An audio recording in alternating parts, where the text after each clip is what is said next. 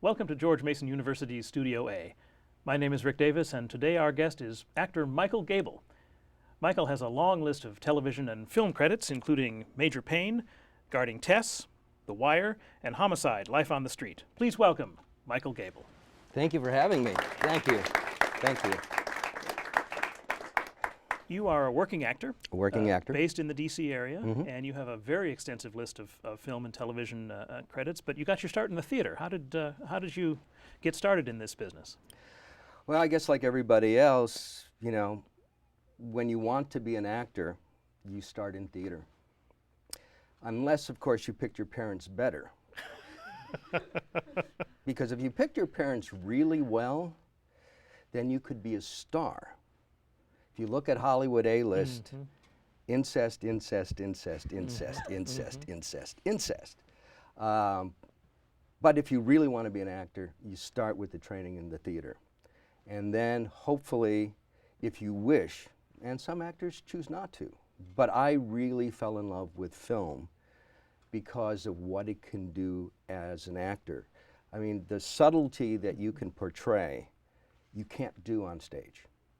I mean, all you have to do is look into the person's eyes, and that what is ever emanating inside of you will read. And you can break somebody's heart, or you can make them laugh, but it all has to come from inside. So the training is the same, it's the technique that's different. Do you find that you wind up going back to the stage from time to time? Yes, yes. Every couple of years, there's an addiction to the stage, and I have to go back. Yeah, and is that a way of building up craft again, or reinforcing some of those things that you? No, it's an addiction. It's an addiction. It's pure and simple an addiction. Got to be up there in front of a live crowd. I heard an interview just recently with Julianne Moore, who was talking about how stage technique helps her know where the proscenium is, and I'd never heard anybody use the word proscenium in a film setting before, but just sort of where the camera is and where the frame is, and that's kind of a nice crossover between film language and theater language. Does that resonate with you? Absolutely, because that's if the director isn't telling you that, then that's the question an actor has to ask: is what is my frame? How far can I move? You know, in some cases, I can't move any more than this.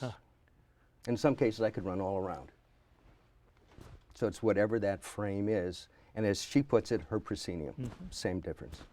What's your favorite kind of role to play? You have a wide range that you've done. Do you gravitate toward, or do producers and directors sort of pull you toward certain kinds of roles? Yeah, perverts. I have played mostly bad guys in film and television. I don't know how to ask this, but why? Good question. I don't know. First of all, they're the most intriguing roles. But I played a homicidal pedophile. I've played sadistic army sergeants. We actually have a clip of Homicide, which I think was the first one you were referring to. It's a wonderful clip. Let's take a look at that, and then we can talk about your approach to it afterwards. Okay.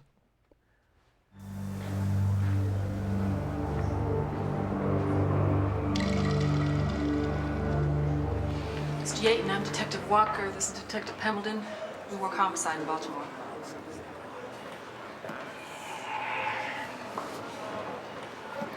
What can I do for you? You were Glenn Holton's cellmate for 5 years? 5 wonderful years. You see, the upside of being a rapist or a pedophile is that you don't go in a general population. You get to bunk with others of your ilk. We shared lots of bedtime stories. Glenn shot 3 police officers. We were wondering if you had any ideas as to where he might run. Oh, come on. You can't believe in that little cop brain that I'd ever tell you a thing.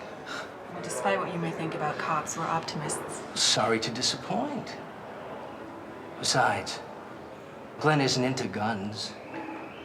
He uses his hands for his dirty work. He wouldn't have the nerve to pull a trigger. You miss him? I miss his wit. Then I don't understand why you won't help us. Why, officer? Do I use big words? No, no, no, no. It's just that if you've been languishing in here without him, lo, these many years, I just don't understand why you wouldn't do anything you could to see that he got back here with you.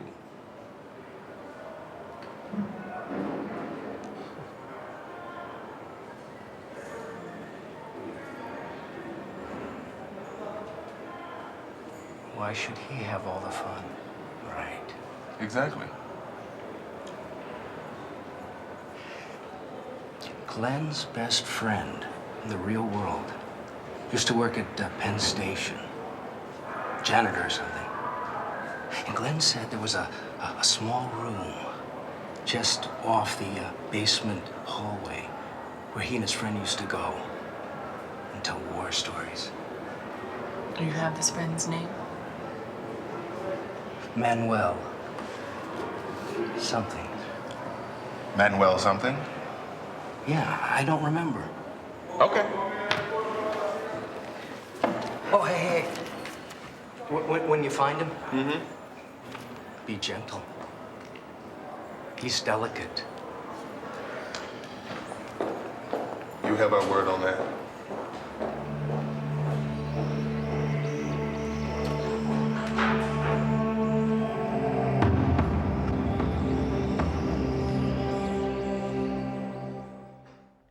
That's a remarkable piece of work, an absolutely remarkable piece of work. Thank And you. there's so many things to talk about it. But first of all, the whole series had a reputation for high quality writing, directing, acting.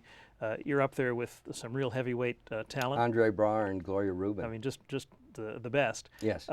And so part of me is I'm a kid wanting to say, what was that like? And part of me is a craftsman wanting to say, how did you get those shots? What was the process? Well, this was to me, was probably the most gratifying of a lot of the work that I've done.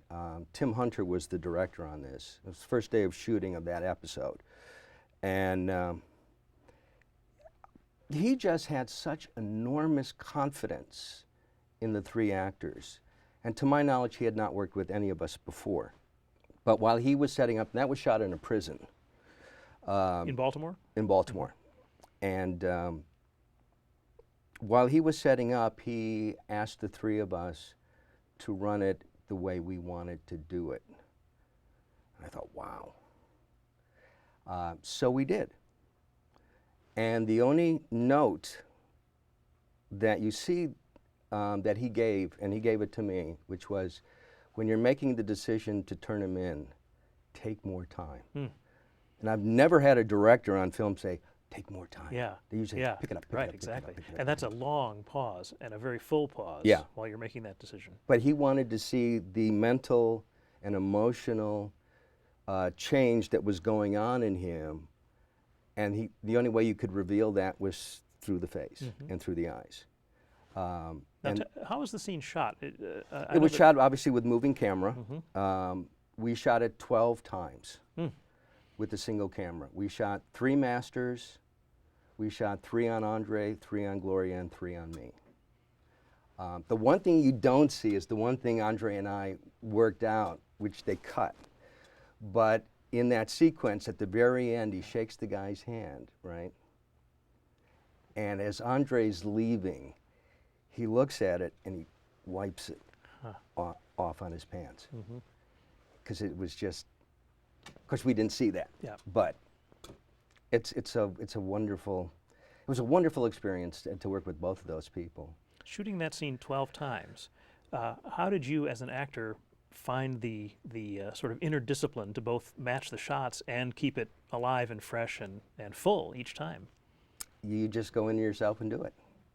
You know, it's the one thing that a film actor has to always do is, as much as every film actor wants to do everything on the first take, yeah, you're going to do it, and if you do it well, you do it on the first take, and the second, and the third, and the fourth, and the fifth, and the sixth. And we didn't have any difficulty shooting this. It's not like if you're outside, you know, and a plane goes by, right. cut, Yeah. and you wait. Or in Major Pain, we were shooting that in August, and these huge clouds would go over, and it would change the lighting. in fact, at one point, they had PAs stacked up for a mile with walkies, counting between clouds. And we tried that. Yeah. And after the 15th or 16th take, Say, they said, wait for okay, tomorrow." we're breaking, and 2 hours later they came in and they built canopies. And that's something you don't get to do in theater. Right. And then they light underneath, Very you good. know, and you, of course, you never see the canopies. Right. But It's amazing. the technique stuff is amazing. I know we have some questions from our fine studio Sure. audience here, so why don't we take a couple? Who has a question? Yeah. Hi, my name is Anthony. I'm just wondering, what was it like working with John Waters? An absolute delight. Strangely enough, John comes across as a really unique human being. But I will tell you, he is certainly, out of all the directors I've worked with, one of the most professional. And you would never anticipate this, but when he comes to set, he comes in a suit. The only other person I know that came to a set in a suit was David Mamet. And David, again, another fabulous person. If you look at his script, you can always tell a David Mamet script because it's got more F words than anything else in the script. But he never uses profanity. And he's the only director that I know that at the end of a shoot day went up to every single extra and thanked them for their contribution. That's great. Another question. Yes. Hi, my name is Mona, and I wanted to ask, of all the actors that you've worked with, who's been your favorite? A lot. But right now, I can say I'm deeply, deeply in love with Renee Zellweger. I came back not recently from going to New Mexico and shooting My One and Only with her. And I spent 5 hours in a van with her. She is the most wonderful, down-to-earth human being. She treats you like she's known you forever. And she has 2 people with her, you know. She has people. But they couldn't have been nicer. You know, she would ask for gum. Michael, would you like some? You know, can we get you anything? She'd never met me until that day. And she's so easy to work with. She's so wonderful to be around. And of course, her work is fabulous. So you put all those in one package, and it's real easy to fall in love. Terrific. Any other questions from the floor? Yeah. Hi, my name is Calvin. How do you feel about the impact of websites like YouTube on the film and video and television industry? I think YouTube is going to be a good marketing tool for film, in that you could put a trailer up there so that people could see the trailer.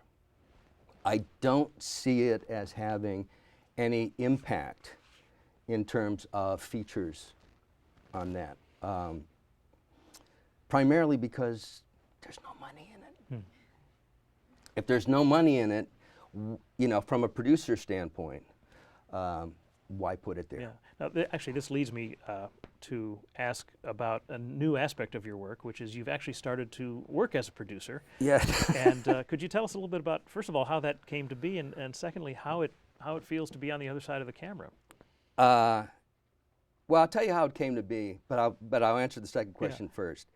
Scariest thing I've ever done in my life. You know, they say there's a certain karma in the universe and all that stuff, and I didn't necessarily believe it, but there was a reading of a play, and the one male actor couldn't do it, and I was asked at the very last minute to come in and do the reading. I did the reading and went, wow. This is perfect for film. It's small cast, basically very simple locations, financially very doable.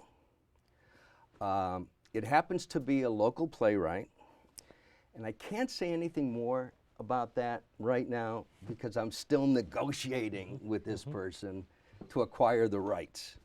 So, but just you know, getting an attorney, trying to acquire the rights. I've already got 2 co-producers. We actually have some money already. So it's moving. It's moving. Did anything in your career prior to this prepare you for moving over into the business side of? Not a bloody thing. Yeah. So it was just the project itself that sort of galvanized you The to. play itself intrigued me to a point that for some reason that, you know, 85% of my brain that I don't use clicked in and said, why don't you think about something else? Well, that's exciting. Yeah. Well, good luck. Yeah. Here's a variation on the actor question, actually, but maybe the one that doesn't get asked as often is: do you have a favorite producer that you've worked with? Does the producer or the team of producers bring something distinctive to the set that makes the actor's life better or? I not so would better? say, except in certain independent films, really low budget, you're never going to see a producer. You know, they may be out there, but they are, you know, unless you're the star, Right. they're not going to bother with you. Yeah. You know. Well, that leads me to ask about Damon Wayans because he was, I believe, a co-producer, executive producer, Yes. and the star of Major Payne. Yes, he So was. You saw him, Mm-hmm. but you saw him in his actor's role. Absolutely Yeah. only. He separated that out. Yep. From the, He came in, did his stuff. His stuff was done, gone. Yeah. Didn't hang around, gone. He went off to produce something. Yes. Or, you know, check the budget. Or, Yeah, exactly. you know. We have actually a great clip from Major Payne, which I think we should take a peek at. Kind of different from the previous clip. You know, I'm more known for this role than for anything I've ever done, only because it's Major Payne. Yep. Yep. It was, up until about a year ago, even though it's still playing, probably the most popular film on cable. Let's have a look. This is unsatisfactory. I demand that the entire medicine squad be disqualified from the final competition. Lieutenant, I can only disqualify the cadet who started the disturbance. That's not enough. Look at him. These animals are so pathetic, their own commander didn't bother to show up. Ain't no need for name calling.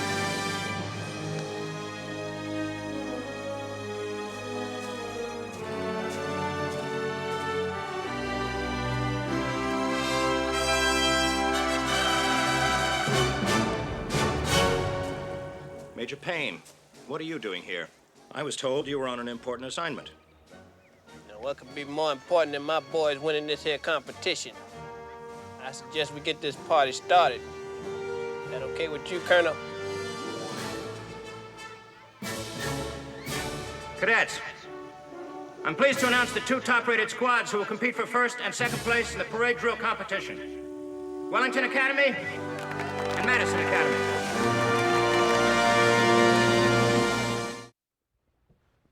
Well, that couldn't be more different from That couldn't be the more previous different. clip that we showed. Talk to us a little bit about the experience of obviously that's outdoor on location under a canopy for that shot, or Yep. yeah. So that was one where they rolled in the and then processed in the sky afterwards. No. The camera gets the Ah, sky, I see. Okay. but it doesn't get the canopy. But I would tell you, from an actor's standpoint, that scene was the scariest I've ever done. Why so?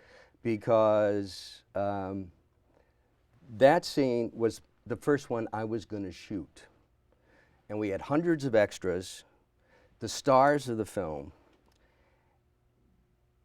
and I waited in my trailer for 3 days before I got to it. And so, you know, you're building this up, and then all of a sudden it's, okay, one rehearsal, we're doing it. Bam. And many takes on a scene like that. As And well? well, because of the clouds, we had one series of takes that probably, I think we did 30 times, because the clouds kept coming over and screwing it up, or a plane would come over and screw it up. And where was that shot? That was shot in Richmond. Okay. So your career is based primarily in the D.C. metro area. Most but, of my but work you mentioned is, you went basically here. You went to New Mexico on that the Renee project. show, yeah. And so it's possible for a person living in the Washington area to make a consistent living as an actor in film. It is. It is. It's hard. It's hard. How many would you say of your colleagues are pretty consistently employed to the level where you are, where it's comfortable and consistent? Well, I would certainly think more are employed in the theater on a consistent basis than in the film. But there's a fair amount of interchange between yes, those. there is a fair amount. But theater actors, in most cases, tend to stay there only because, you know, once you've made a name for yourself, you just keep moving from theater to theater to theater. You know, whereas film, once the film is over, it may be 2 years before that same production company or that same director is going to have another one. So you're always networking to find out where the next one is, next possibility. Yeah, not necessarily the next film, but where's the next possibility. Let's turn back to our studio audience and see if they have another question or two. Yeah. Hi, my name is Joey. What is the best advice you have to give for students interested in the film industry? Okay. Well, I'm going to ask you 2 questions. First is, how many of you want to be in front of the camera? Okay. And how many of you want to be behind the camera? Looks like we have... And some overlap. And some overlap. First of all, let me just say it's all about networking. It's all about networking. And I'll start off with in front of the camera. There's an organization called the Actor Center.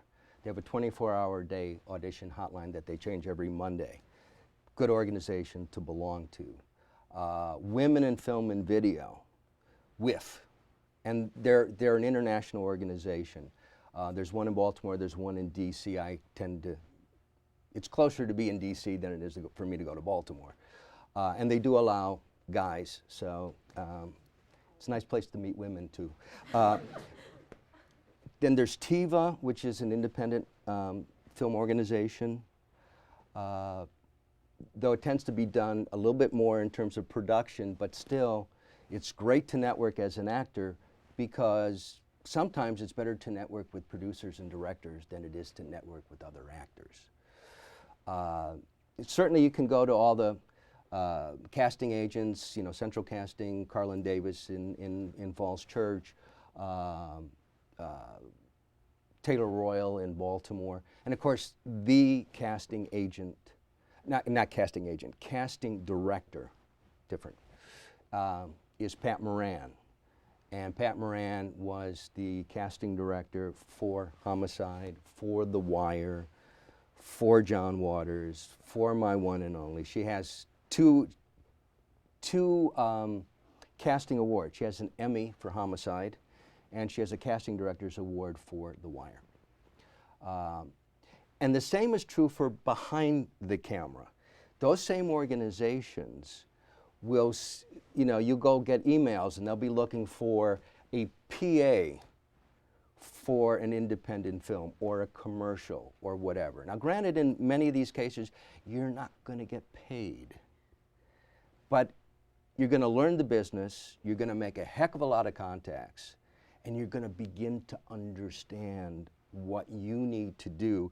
Plus the networking within that is phenomenal. So it's all about you getting out there to work. And the one thing that I am going to say to anybody, whether you're in front of a camera or behind a camera, and that is, you can basically look at this business in one of 2 ways, hobby or a business. If you want this to be your business, you deal with it as a business. You know, it's not, okay, I'm artsy craftsy. You know, maybe that works if you're, you know, incestuous in Hollywood, but it doesn't work in the real world. So you need to get out there and network. Let me ask you just a question about proportion. In terms of your day, if you were to sort of break it down in a way that I know it's impossible to actually break down. It is for a freelancer. Yeah, but the percentage of time you spend actually doing your craft and the percentage of time you spend networking, developing, getting the next job, working the business side. Doing the craft or doing the art, and they're both, Very little time. Networking and getting that next audition takes a lot of time. Going through the emails, making phone calls, talking to people, networking, going to, meetings with, networking meetings. You want to do all of that. That takes up a heck of a lot more time than the actual performance And in film. Do you think that's true of the production folks as well? Or No, the backside of the completely camera? different. Oh, okay. Completely different. If you're a PA or a grip or a gaffer or a cinematographer or camera assist or whatever it is, you're on for the whole film. And typical feature is about 36 days, unless it's an extravaganza, and then could be years. So the balance of time shifts quite a bit. Yes, I mean, when I was doing the Renee Zellweger film, once we actually got the cameras rolling, we were done in 20 minutes. Yeah. It was done. But it took 5 hours to get the rain to stop so that we could shoot. And meanwhile, all those other guys were working. And they're all working. Well, and Michael, they started at 6 a.m., and I didn't get there till 11.